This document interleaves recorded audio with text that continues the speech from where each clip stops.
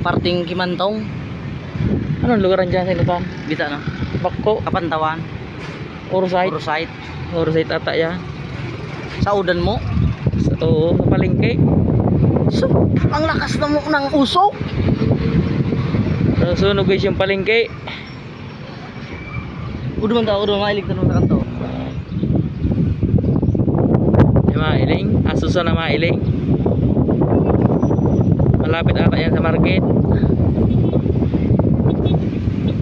ito. Ayun mo, dalawa mo kasama. May sunog! Sunog!